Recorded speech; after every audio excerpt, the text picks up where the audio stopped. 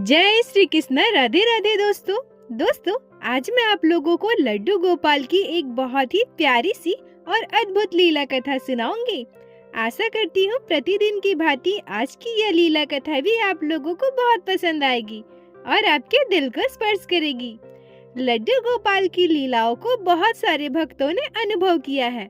इसके साथ साथ बहुत सारे संत महात्माओं ने भी भगवान को प्राप्त किया है। आज मैं आप लोगों को मथुरा में निवास करने वाले एक पंडित जी की कहानी सुनाऊंगी, जिनके साथ लड्डू गोपाल ने अद्भुत लीला की है। पंडित जी लड्डू गोपाल की भक्ति में लीन रहते थे।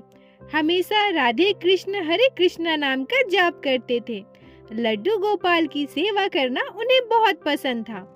पंडित जी का सबसे पहला काम लड्डू गोपाल की सेवा करना और लड्डू गोपाल के लिए अच्छे अच्छे पकवान बनाकर उन्हें भोग लगाना था। परंतु पंडित जी लड्डू गोपाल को जो भी भोग लगाते थे उसके लिए उन्हें गांव-गांव भिक्षा मांगना पड़ता था। भिक्षा मांग के उन्हें जो भी मिलता था उसी से लड्डू गोपाल के लिए भोग बनाते थे। पंडित जी कभी भी किसी से ज्यादा चीज की अपेक्षा नहीं करते थे। उन्हें ग्रामवासी खुशी खुशी जो भी उठाकर भिक्षा में दे देते थे उसी से पंडित जी खुश रहा करते थे। पंडित जी को लगता था कि लड्डू गोपाल को अच्छे अच्छे पकवान खाना बहुत पसंद है, इसलिए वो हमेशा कोशिश करते थे कि लड्डू गोपाल के लिए हमेशा कुछ न कुछ नया बनाया जाए। प्रतिदिन की भांति आज भी वो भिक्षा मांगने के लिए गांव में चले गए और सोचने लगे कि अगर आज मुझे भिक्षा में कुछ मिल जाए तो मैं उससे लड्डू गोपाल के लिए कुछ अच्छा सा बना लूंगा।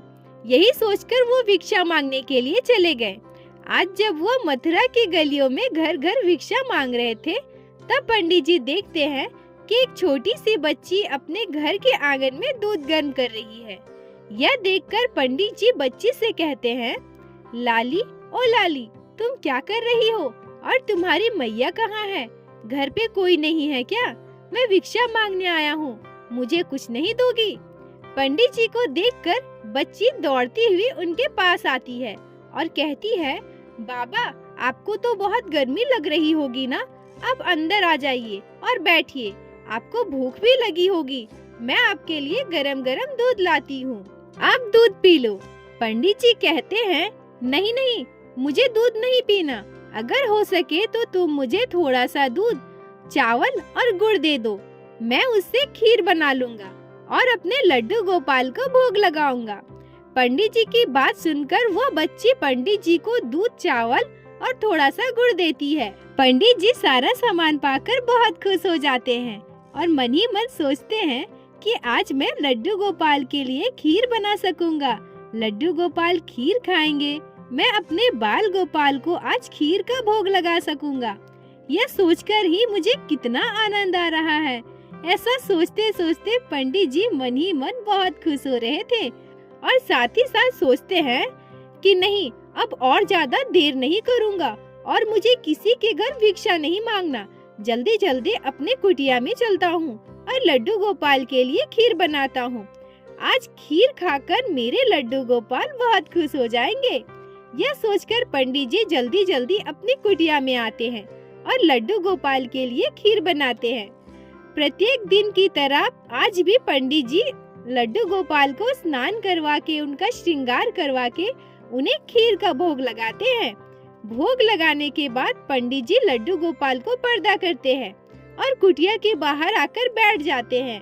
बाहर बैठे बैठे पंडित जी बस एक ही बात सोचते हैं कि मेरा बनाया हुआ खीर लड्डू गोपाल को पसंद तो आएगा ना। यही सब सोचते सोचते पंडित जी भगवान के नाम का जाप करना प्रारंभ करते हैं। उनका जाप खत्म होने के बाद पंडित जी सोचते हैं कि अब तक तो लड्डू गोपाल ने अपना भोग लगा लिया होगा, चलो लड्डू गोपाल के पास चलते हैं और वहाँ से खीर का प्रसाद निकालते हैं।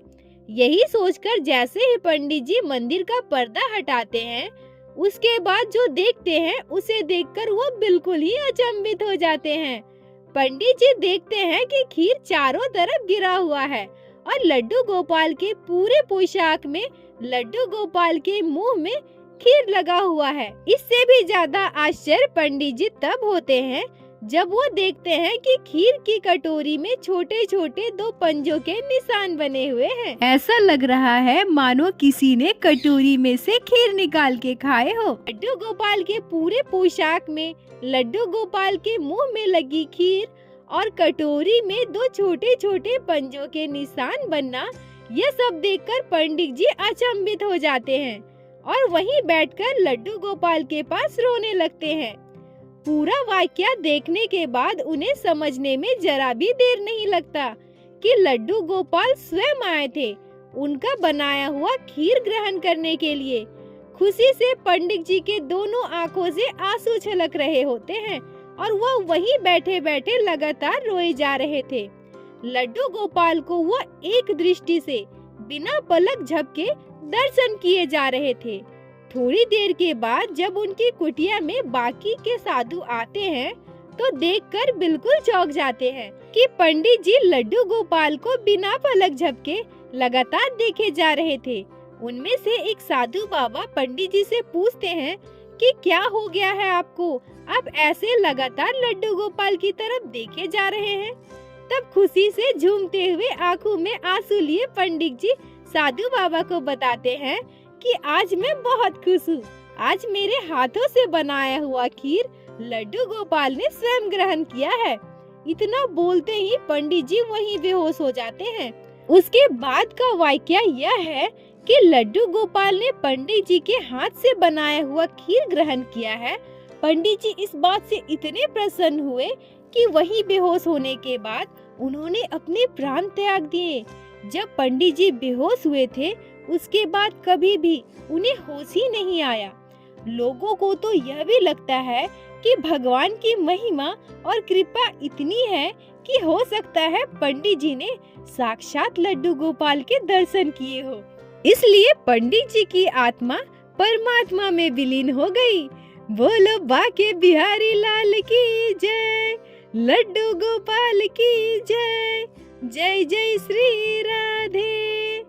दोस्तों, अगर आप लोगों को आज की ये लीला कथा पसंद आई हो, आपके दिल को छुई हो, तो कृपया वीडियो को लाइक करें और अपने दोस्तों के साथ शेयर करें, जिससे बाकी भक्त भी लड्डू गोपाल की इस अद्भुत लीला कथा का श्रवण कर सके।